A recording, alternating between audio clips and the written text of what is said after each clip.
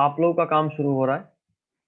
Course तो मैं भी शुरू कर ले रहा हूँ, but yes, please please and please, आपके फ्रेंड सर्किल में जितने भी लोगों को इस तरह के कोर्स का जरूरत है या आपको भी जरूरत है, तो आप लोग you can contact me on my number.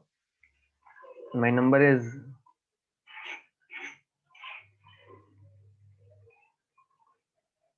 ठीक है,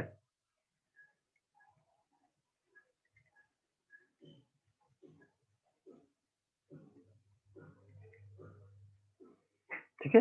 and I will be teaching you physics plus chemistry plus biology my self. मैं खुद ही तीनों टॉपिक पढ़ाऊंगा,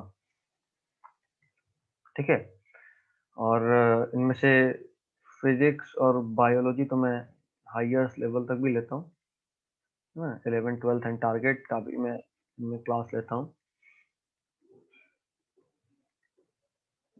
टारगेट मीन्स कि NEET as a whole and JEE means, ठीक है। इतने सारे टॉपिक्स के बारे में तो मैं खुद ही डील करता हूँ। आप मेरे जब चैनल पे जाओगे, इस वीडियो को जब आप देख रहे होगे, तो उसी चैनल में आप और भी वीडियो देखना, वहाँ बहुत सारा है, ठीक है। और वहाँ तो फिजिक्स में करंट इलेक्ट्रिसिटी, करंट इलेक्ट्रिसिटी का तो आई गेस कि ऑलमोस्ट 2 लेक्चर्स पहले से अवेलेबल है, ठीक है। तो आप वहां से देखिएगा। आई गेस 30 30 मिनट या 20 20 मिनट का ऐसा कुछ छोटा छोटा सा लेक्चर है। मैं ज्यादा बड़ा लेक्चर नहीं करूंगा। अभी भी जो होगा आपका पूरा कोर्स, ये 30 से 40 मिनट के बीच में रेंज करेगा, है ना। 30 से 40 मिनट जो ऑफलाइन क्लासेस होगा उसमें 50 60 50 से 55 मिनट का हमारा क्लास होगा, रिकॉर्डिंग होगा। और जो ऑनलाइन क्लासेस होगा उसमें ऑलमोस्ट एक सेशन में, मतलब 40 मिनट का एक जूम सेशन होता है, उसमें almost you will be getting 30 to 35 minutes का रिकॉर्डिंग। ये रिकॉर्डिंग इन द सेंस कि जब हम लोग एग्जैक्टली पढ़ाई का बात कर रहे हो ना, 5 मिनट में हम लोग कभी आपस में किसी का कोई स्पेशल प्रॉब्लम हुआ तो वो डिस्कस करेंगे। और जब भी कुछ ऐसा करेंगे तो मैं रिकॉर्डिंग पॉज कर दूंगा, ताकि बेमतलब का कंटेंट, जैसे मान लो जिससे मैं इंडिविजुअली बात कर रहा हूँ उसके लिए तो वो जरूरी है, बट बाकियों के लिए हो सकता है वो जरूरी ना हो, तो उस वक्त मैं उसे पॉज कर दूंगा रिकॉर्डिंग, है ना। तो भी इसके बारे में थोड़ा सा और आगे बढ़ते हैं और अपना फर्स्ट चैप्टर का थोड़ा सा बात करते हैं, केमिकल रिएक्शन एंड इक्वेशन।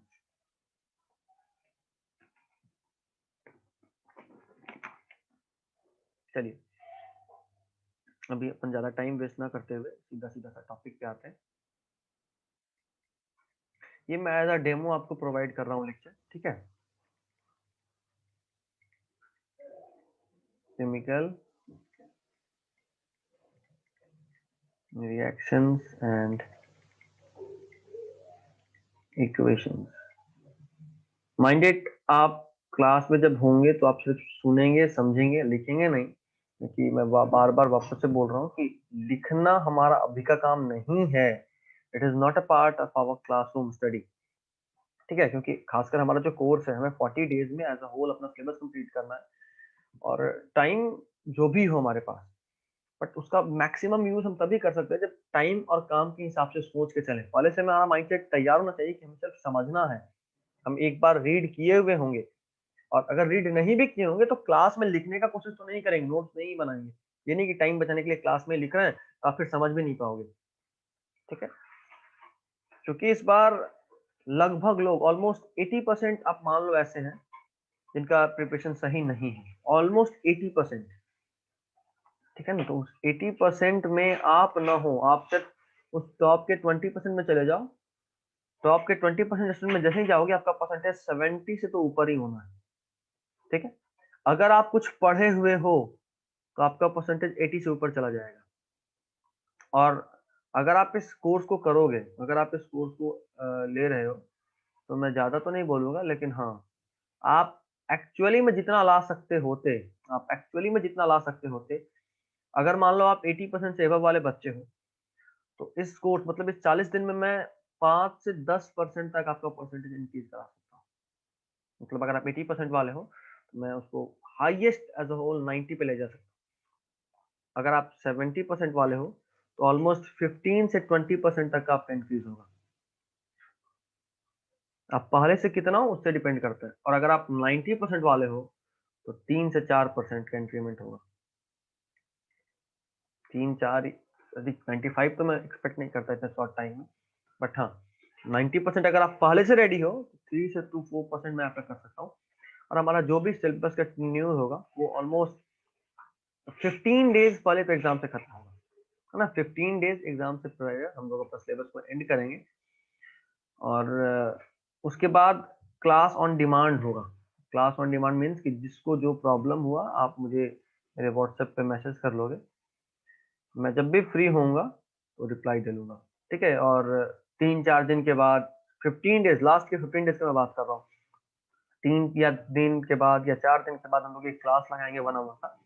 4 दिन का जो भी डाउट्स होगा हम लोग इंडिविजुअली उसको क्लियर करेंगे, ठीक है। छोटा छोटा डाउट रहा तो व्हाट्सएप में ही बता लूंगा, अगर कुछ समझाने वाला डाउट रहा तो मैं व्हाट्सएप पे आपको बोल लूंगा कि ये हम लोग डाउट क्लास में देखेंगे, वो स्पेशल डाउट क्लास लगेगा लास्ट टाइम पे, ठीक है। और वो लाइव ही होगा, कि मैं नहीं चाहता कि आने जाने का टाइम में वेस्ट हो।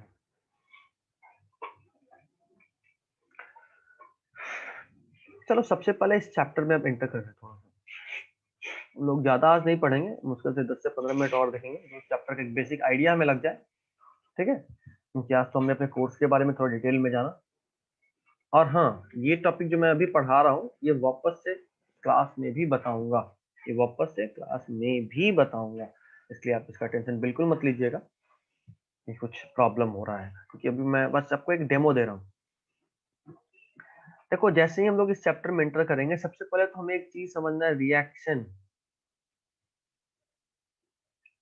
ये तो एक इंग्लिश वर्ड है, अब बोलो ये केमिस्ट्री या साइंस का कोई लैंग्वेज ही नहीं है, तो इंग्लिश वर्ड है। और अच्छा, ये जो चैप्टर है वो केमिस्ट्री का चैप्टर है, ये चैप्टर किसका है? केमिस्ट्री का। तो रिएक्शन एक इंग्लिश का लैंग्वेज है, इंग्लिश का वर्ड है, जिसका सिंपल मतलब होता है कि कोई दो चीज का आपस में इंटरैक्ट करना, ठीक है। रिएक्ट मीन्स टू इंटरैक्ट, आपस में इंटरैक्ट करना।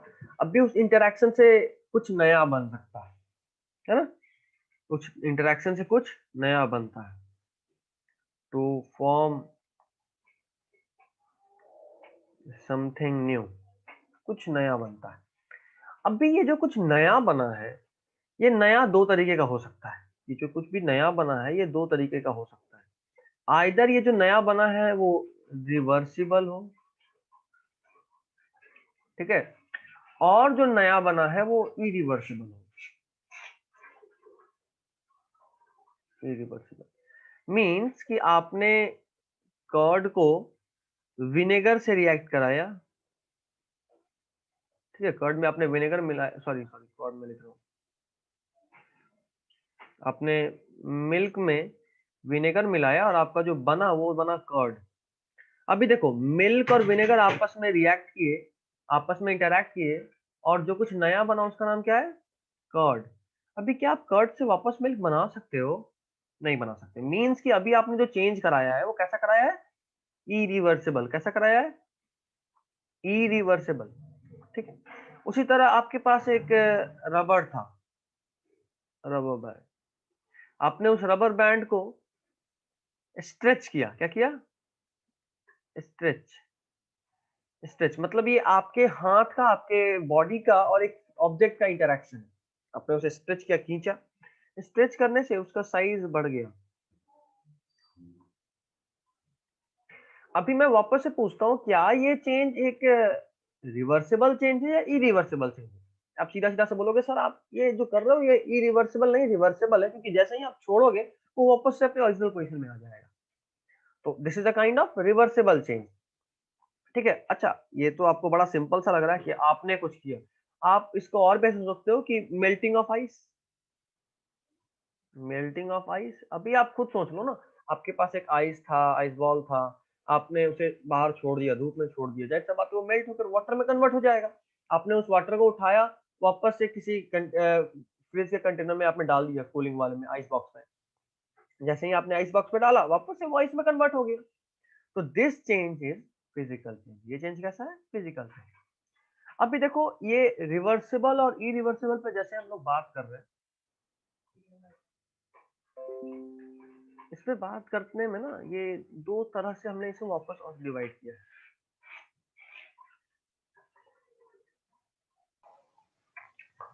हाँ तो देखो, हम लोग बात कर रहे थे मेल्टिंग ऑफ आइस के बारे में कि स्ट्रेच करने पे साइज बढ़ गया, उसी तरह मेल्टिंग ऑफ आइस हमने कराया तो वापस से पानी बना, वापस को उसमें हमने आइस बॉक्स में डाला, वापस से वो आइस में कन्वर्ट हो गया। अभी ये जो हम लोग बात करते हैं बहुत बेसिक लेवल का केमिस्ट्री है, बट अब हम लोग जो बोलने वाले हैं ये थोड़ा हमारे काम का लेवल है। रिएक्शन को हमने दो तरीके का कहा। एक को हमने कहा केमिकल रिएक्शन और दूसरे को हमने कहा फिजिकल रिएक्शन। केमिकल चेंज या फिजिकल चेंज ऐसा आपने पढ़ा है पहले भी, है ना, फिजिकल चेंज। तो अभी हमें इस वाले से कोई मतलब नहीं है, फिजिकल चेंज से हमारा कंसर्न किन से, केमिकल चेंज। केमिकल चेंज मतलब एक ऐसा change which can not be reversed back, which can not be reversed back, जिसको वापस से पुराने वाले की तरह नहीं बना सकते, which can not be reversed back into its reactant, है ना, इनटू इट्स रिएक्टेंट। अभी यहाँ पे एक बड़ा अजीब बात है, रिएक्टेंट क्या और प्रोडक्ट क्या, तो जरा देख लो, जरा सा देख लो। ये देखो, ये जो इक्वेशन है, ये जो इक्वेशन है, हम लोग इस इक्वेशन का बात करते हैं, है ना। इस इक्वेशन में देखो, ये है एरो, इसको हम लोग पढ़ते हैं बिकम्स, क्या पढ़ते हैं, बिकम्स। इस एरो के पहले जो कुछ भी होता है हम उसे बोलते हैं वो रिएक्टेंट है। क्या बोलते हैं, वो रिएक्टेंट है। मतलब ये वो चीज है जो रिएक्ट कर रहा है, ये वो चीज है जो रिएक्ट कर रहा है। और इस एरो के बाद जो भी आता है, इस एरो के बाद जो भी आता है हम इसे बोलते हैं ये है प्रोडक्ट। मीन्स कि दो रिएक्टेंट के आपस में रिएक्ट करने से जो बना हम उसे क्या कर रहे हैं, प्रोडक्ट। ठीक है, वेरी गुड। तो अभी हमने देखा कि चेंज दो तरह का हो सकता है, रिएक्शन दो तरह का हो सकता है, केमिकल और physical. Chemical which can not be reverse back into its reactant. अच्छा, यहाँ पे एक एक्टिविटी एनसीईआरटी मुझे दिख रहा है, एक्टिविटी। इस एक्टिविटी में कुछ नहीं, उन्होंने मैग्नीशियम रिबन को बर्न कराया है, उन्होंने मैग्नीशियम रिबन को बर्न कराया है। याद रखो, किसी भी चीज को अगर आप बर्न करा रहे हो या कंबस्ट करा रहे हो, मतलब ये कि आप उसको ऑक्सीजन के साथ रिएक्ट करा रहे हो, मतलब ये कि आप उसको ऑक्सीजन के साथ रिएक्ट करा रहे हो। तो आपने मैग्नीशियम रिबन के फॉर्म में लिया, उसको जब आप जलाते हो, देखो मैग्नीशियम यूं तो एक मेटल है, मैग्नीशियम क्या है, मेटल।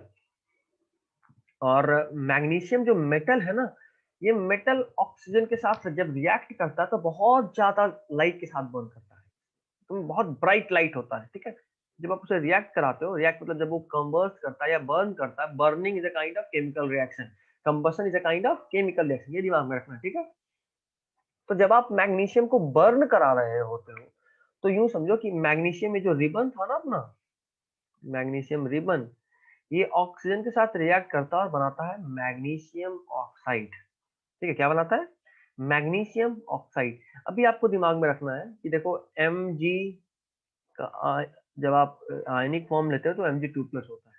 ठीक है, और ऑक्सीजन पे 2- चार्ज होता है।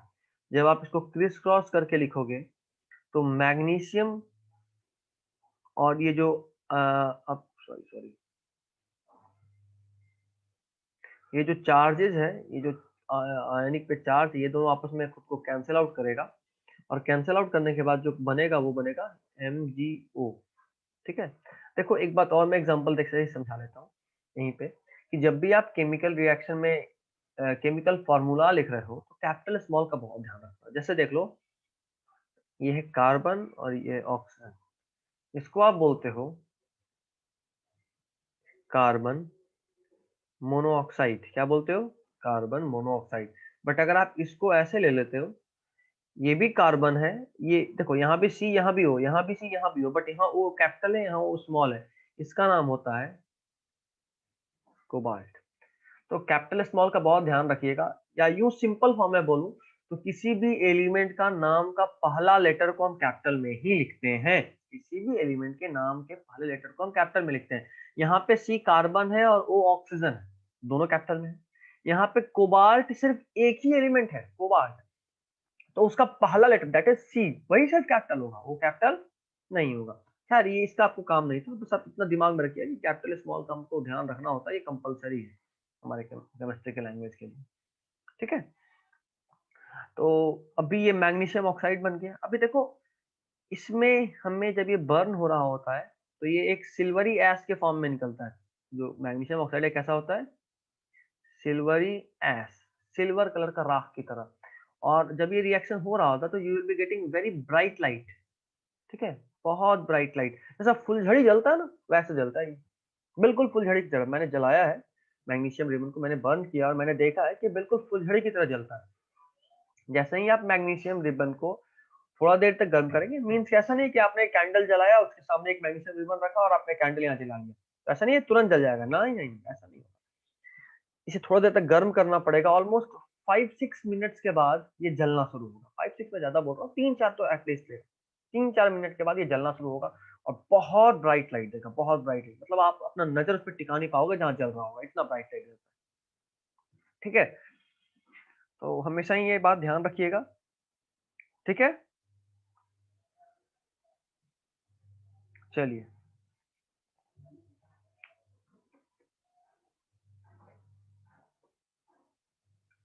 देखो एनसीईआरटी लिखा है, it burns with a dazzling white flame, mind it, इसको इंपॉर्टेंट है, दिमाग में रखिएगा, इंपॉर्टेंट है, याद रखिएगा। बर्न्स विथ DAZZ, एक मिनट, हाँ, dazzling white flame, dazzling white flame. ठीक है, व्हाइट फ्लेम के साथ ये जलता है, एक बात। और दूसरा बात, ये जो मैंने सिल्वरी एस लिखा है, सिल्वर कलर का राख, उसको एनसीईआरटी लिख रहा है व्हाइट पाउडर, क्या लिख रहा है, व्हाइट पाउडर। तो अगर आप दिमाग में थोड़ा सा समझना चाहो तो आप समझ सकते हो, सिल्वर कलर और व्हाइट कलर में डिफरेंस ज्यादा नहीं होता है ना। राख कैसा दिखता है आपको, ग्रीस टाइप का, तो ये एक्चुअली में वैसा ही होता है बट थोड़ा ज्यादा शाइन करता है, इसलिए मैंने सिल्वरी एस लिखा।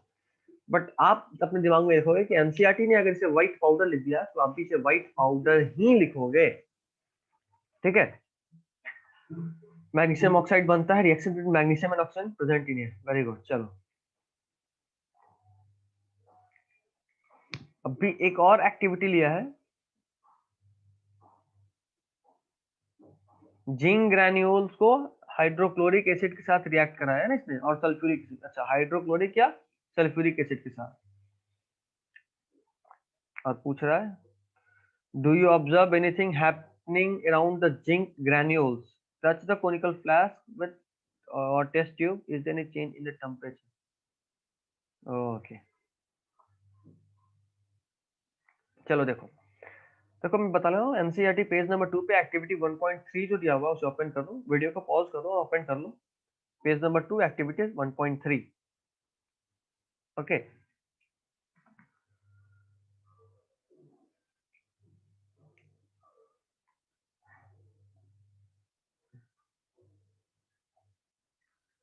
ठीक है, इसमें हम लोग अभी तरह सा देखते हैं। एक एक्टिविटी जो 1.3 है, देखो कुछ कुछ एक्टिविटी बहुत इंपॉर्टेंट होता है तो उनके बारे में तो आपको जानना ही पड़ता है, ये वैसा ही एक्टिविटी, एक्टिविटी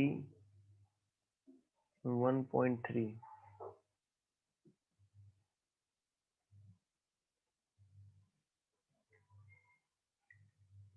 चलो, तो इस एक्टिविटी 1.3 में नॉर्मली क्या बोल रहा है कि जिंक ग्रैन्यूल्स लीजिए, आप जिंक लीजिए और उसको या तो HCl या H2SO4, हम लोग H2SO4 लेते हैं, ठीक है, HCl या H2SO4 के साथ रिएक्ट कराइए।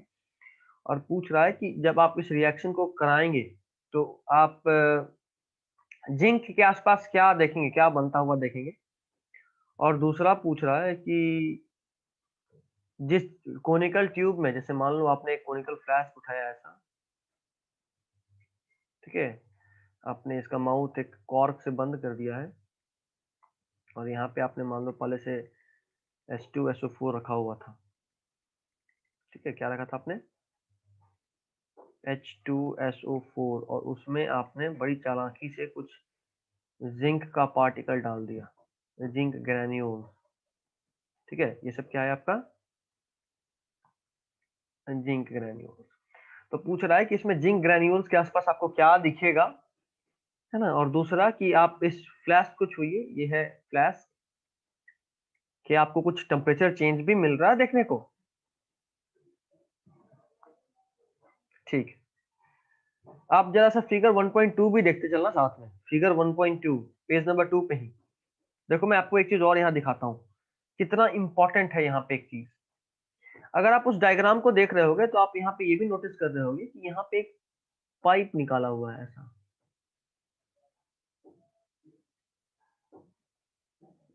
देख रहे हो डायग्राम को? और आपने देखा है कि यहाँ पे एक छोटा सा एरो बना के एनसीईआरटी के उस डायग्राम में लिखा है H2 गैस। ठीक है, तो अभी मैं जरा इसे एक्सप्लेन कर लूं, उसके बाद फिर आगे बढ़ूं। देखो जब जिंक H2SO4 से रिएक्ट कराता है तो बनता है ZnSO4, जिंक सल्फेट। क्या बनता है? देखो जो जो रिएक्शन में लिख रहा हूं आपको उसको याद करना होगा, ठीक है, उसको एकदम से याद करना होगा। ये बनेगा जिंक सल्फेट। क्या बनेगा? जिंक सल्फेट, ये हमेशा याद रखना। और साथ में हाइड्रोजन गैस यहाँ से इवॉल्व होता है, हाइड्रोजन गैस रिलीज होता है। अभी जरा देख लो, एक जिंक मॉलिक्यूल यहाँ था, एक जिंक मॉलिक्यूल यहाँ भी है, दो हाइड्रोजन मॉलिक्यूल यहाँ था, यहाँ भी देखो दो हाइड्रोजन है। देखो एक SO4 था, एक सल्फर और चार ऑक्सीजन। देखो यहाँ भी एक सल्फर और चार ऑक्सीजन है, देख पा रहे हो? यहाँ भी एक सल्फर, यहाँ भी एक सल्फर, यहाँ भी चार ऑक्सीजन, यहाँ भी चार ऑक्सीजन, यहाँ भी दो हाइड्रोजन, यहाँ भी दो हाइड्रोजन, और जिंक यहाँ भी एक, तो यहाँ भी एक जिंक। देख पा रहे हो आप लोग? Very good. अब भी देखो, आपको उसने ये रिएक्शन लिख के तो नहीं दिया, आपसे वो सीधा सीधा पूछा कि जरा बताओ ये दोनों को मिलाएंगे तो क्या होगा, तो आपको सीधा सा लगेगा अच्छा सर जिंक और H2SO4 मिलाया तो हमें बन गया ZnSO4।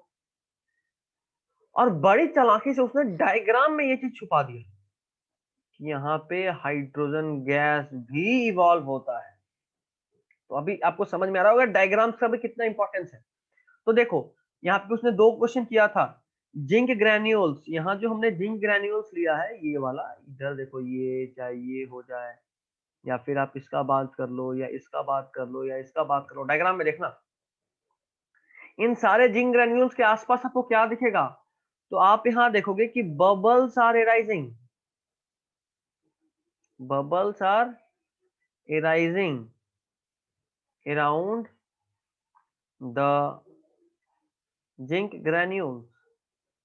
आप क्या नोटिस करोगे? यहाँ से बबल्स निकल रहा है। अभी बबल्स निकल रहा है मतलब, अरे जाहिर सा बात है बच्चा, अगर आपके पास एक ग्लास में पानी पूरा भरा हुआ है, ठीक है, और आपने एक पाइप उठाया, बचपन में आप ऐसा करते भी होगे, एक आपने पाइप लिया और आप यहाँ से इसमें एयर ब्लो कर रहे हो, फूक रहे हो, हवा फूक रहे हो, ठीक है, तो वो हवा यहाँ के रास्ते इधर से निकलेगा, ऐसे जाएगा, और ऐसे जाने के बाद वो यहाँ पे बबल्स के फॉर्म में बाहर निकलेगा, निकलेगा। तो जाहिर सा बात है अगर पानी के अंदर आप एयर डालोगे, पानी के अंदर अगर आप एयर डालोगे तो बबल के फॉर्म में पानी से बाहर निकलेगा। तो यहाँ पे आपने पहले से पानी तो डाला नहीं। इस डायग्राम में, इस डायग्राम में आपने ये जो बबल्स थे, ये जो बबल्स के आसपास आपने हाइड्रोजन गैस को लिबरेट कराया, वो हाइड्रोजन गैस यहाँ से बबल्स के फॉर्म में बाहर निकलेगा, ठीक है, बबल्स के फॉर्म में बाहर निकलेगा। आप चाहो तो चेक भी कर सकते हो।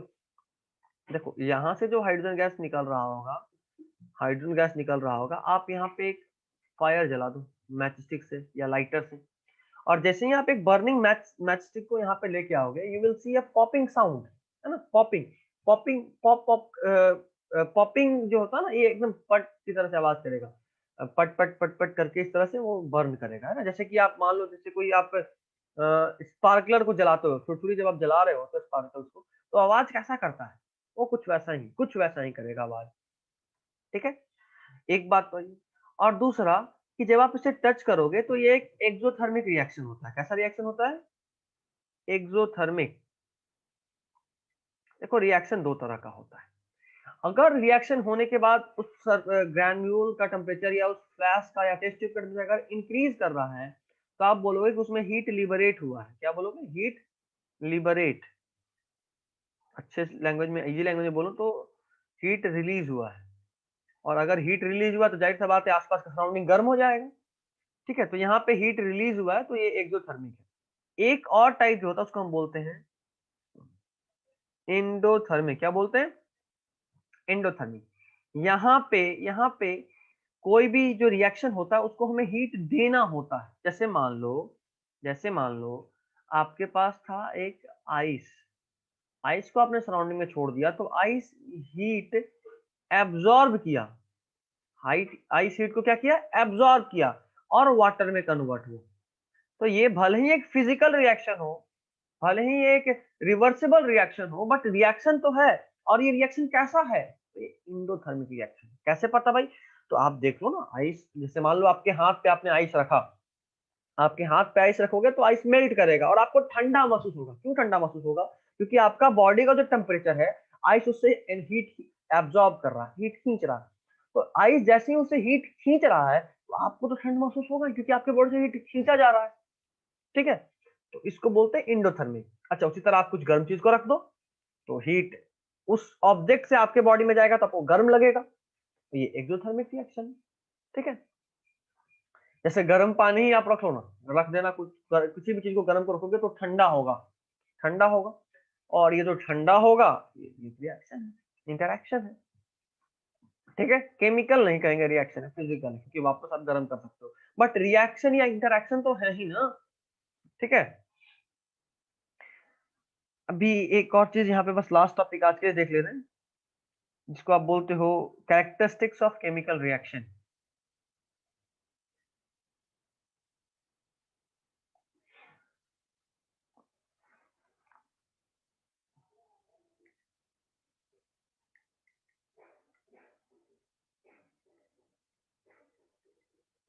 Characteristics of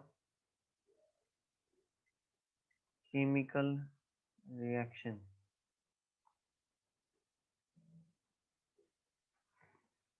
characteristics of chemical reaction, तीन चार कैरेक्टरिस्टिक्स होते हैं केमिकल रिएक्शन की। मैं एमसेट से देख के शॉर्ट में लिख ले रहा हूँ।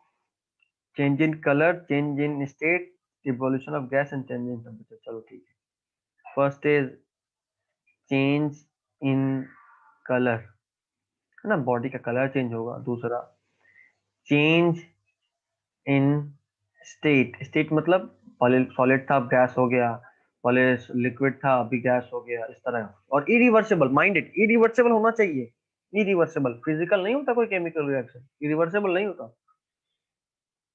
तीसरा evolution of gas, evolution of gas, and the last is change in temperature, change in temperature। ठीक है, ये चार केमिकल रिएक्शन के आप यूं बोलो कि कैरेक्टरिस्टिक्स है।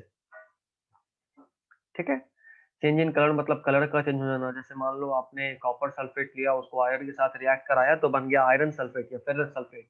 कॉपर सल्फेट का कलर ब्लू होता है, स्काई कलर का, और आयरन सल्फेट का कलर ग्रीन होता है। ऐसा बात है, कुछ चेंज हुआ।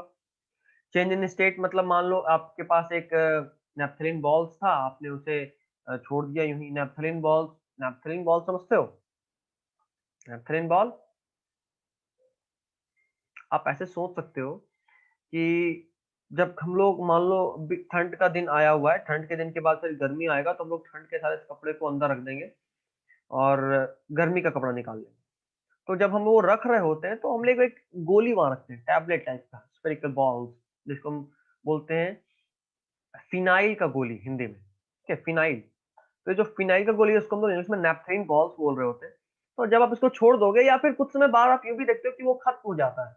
क्यों, क्योंकि वो सबलाइम कर जाता है। सबलाइम मतलब सॉलिड से डायरेक्टली गैसेस फॉर्म में, सब्लिमेशन आपने नाइन्थ में भी पढ़ा है ना। तो डायरेक्टली सबलाइम कर जाता है। तो चेंज इन स्टेट और भी बहुत सारे एग्जांपल हो सकता है। इवोल्यूशन ऑफ गैस अभी हमने देखा, एक मेटल को हमने एसिड के साथ रिएक्ट कराया था जो कि जिंक था, और एसिड था हमारा H2SO4। तो वहां से हमें इवोल्यूशन हुआ था किस गैस का, हाइड्रोजन। कैसे कंफर्म किया, जब उसके आसपास बर्निंग मैच स्टिक लेके गए थे या लाइटर लेके गए तो वो पॉपिंग साउंड के साथ बर्न हुआ। ठीक है, चेंज इन टेम्परेचर ये भी अभी हमने देखा। हमने चेंज इन टेम्परेचर में दोनों केस देख लिया है। या तो ऑब्जेक्ट गर्म होगा तो बोलेंगे एक्सोथर्मिक रिएक्शन, अगर ऑब्जेक्ट ठंडा होगा तो बोलेंगे इंडोथर्मिक रिएक्शन। ठीक है, अब भी कुछ केमिकल फार्मूला हम लोग लिखते हैं, उसका भी कुछ ड्रॉबैक्स होता है, तो एक बार जरा वो भी देख लेते हैं। Limitation of chemical formula.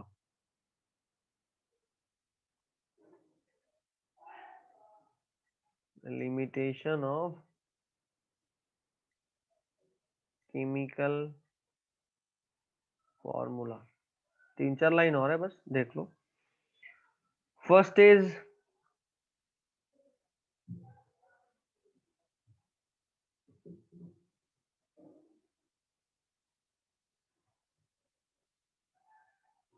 हाँ,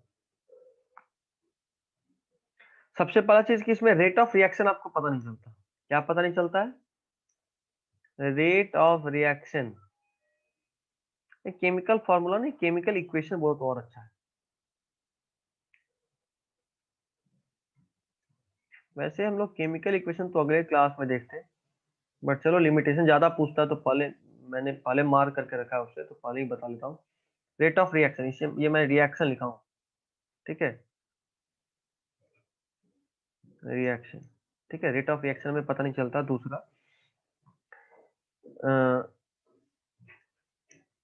एक्सोथर्मिक और इंडोथर्मिक नेचर के बारे में हमें कोई इंफॉर्मेशन नहीं मिलता है ना, कि आइदर वो एक्सोथर्मिक रिएक्शन होगा या इंडोथर्मिक रिएक्शन होगा, ऐसा कोई इंफॉर्मेशन हमें नहीं मिलता है। और दूसरा, अमाउंट ऑफ रिएक्टेंट कितना होगा हमें ये पता नहीं चलता है ना, कि हमने रिएक्टेंट में कितना अमाउंट ले तो क्या बनेगा, नहीं, ठीक है। तो दैट्स ऑल फॉर टुडे। हम लोग एक आध लेक्चर और मिलेंगे, ठीक है ना। तो आज के लिए सिर्फ इतना ही, बट फाइनली एक बार लास्ट में भी मैं बैच के स्टार्टिंग होने का टाइम बता लूँ। ये जनवरी में शुरू होगा, 4th ऑफ जनवरी से, ठीक है। और द डे इज मंडे। ये मेरे सेंटर पे होगा, दैट इज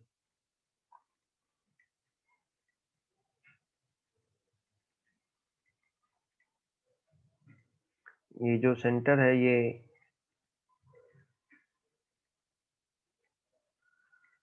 खोजा इमली मजार के पास है। वहाँ पे आप खोजा इमली मजार से जस्ट बगल से एक लेन आता है, जहाँ जहाँ पे कि आपको मिलेगा केनरा बैंक, है ना। ये खोजा इमली मजार से केनरा बैंक के बीच का डिस्टेंस ऑलमोस्ट आई गेस की 20 to 30 स्टेप्स का है। 20 से 25 कदम आप चलोगे तो आपको ये बैंक मिल जाएगा। इस बैंक के जस्ट बिहाइंड में मेरा सेंटर है। आप यहाँ पहुंच के आप मुझे कॉल बैक कर सकते हो। अगर आप यहाँ पहुंच गए या यहाँ भी पहुंच गए तो मैं गाइड कर लूंगा। नंबर वापस से एक बार लिख रहा हूँ,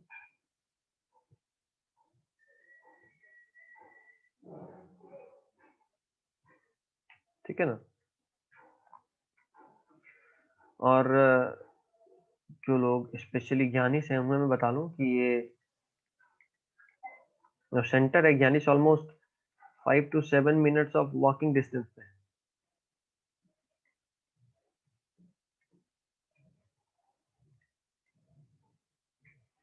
ठीक है ना। तो जो लोग मान लो फुलवारी साइड से आ रहे हो उस तरफ, तो आप इतना ऐसे समझ सकते हो कि जितना दूर ब्लॉक का जो ऑफिस है, फुलवारी ब्लॉक है, वहां से जितना दूर आपका सेंटर है ना, ज्ञानी ओरिजिन क्लासेस, ज्ञानी से उतना ही दूर मेरा सेंटर है, ठीक है। 5 to 7 minutes of walking distance. और मैंने टाइमिंग भी ऐसा रखा है कि अगर किसी बच्चे को किसी स्पेशल सब्जेक्ट में दिक्कत हो, तो मैंने स्पेशल सब्जेक्ट में क्लास तो रखा ही है, तो टाइमिंग भी ऐसा रखा है कि आप अपना क्लास भी साथ में कर सकते हैं। 3:52, ओहो सॉरी, 2:52, मैं वापस से ही लिख देता हूँ, है ना। दिस इज 2:50 PM से लेकर 3:50 PM तक,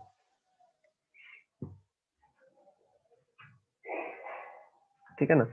इस पूरे कोर्स के पीछे मेरा मेन मोटिव यही है कि आपका जो सिलेबस है वो किसी भी तरीके से लैग ना करे, ठीक है ना, आपका रिजल्ट अच्छा हो। और एक तो जो मैंने आपको नोटिस भेजा था, आपका जो नोट था उसके साथ भी मैंने इसका ऑफिशियल अनाउंसमेंट आपको भेजा था।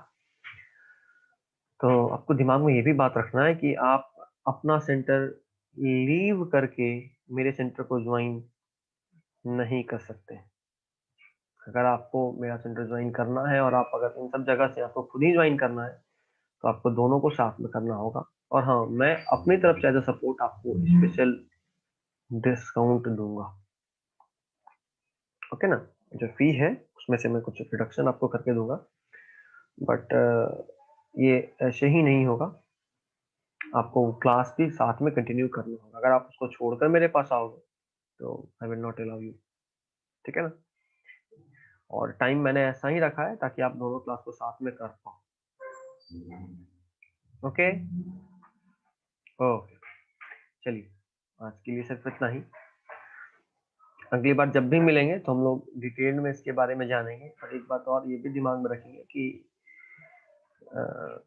आपका पूरा सपोर्ट हो, मेरा पूरा सपोर्ट हो, तो हम लोग इस बैच को शुरू भी करेंगे, खत्म भी करेंगे, अच्छे से करेंगे। और ऊपर वाला अगर चाहा तो आपका सिलेबस में आपका जितना पकड़ होगा उसको और मजबूती बनाएंगे। ओके ना। आप लोग अपने फ्रेंड सर्किल में जो भी इनको आपको लगता है कि किसी को इस कोर्स का जरूरत है, इस तरह का कोर्स कोई चाह रहा था, तो प्लीज प्रेफर कीजिएगा, सजेस्ट कीजिएगा। और आप भी इनवाइटेड है अगर आपको प्रॉब्लम है। ओके।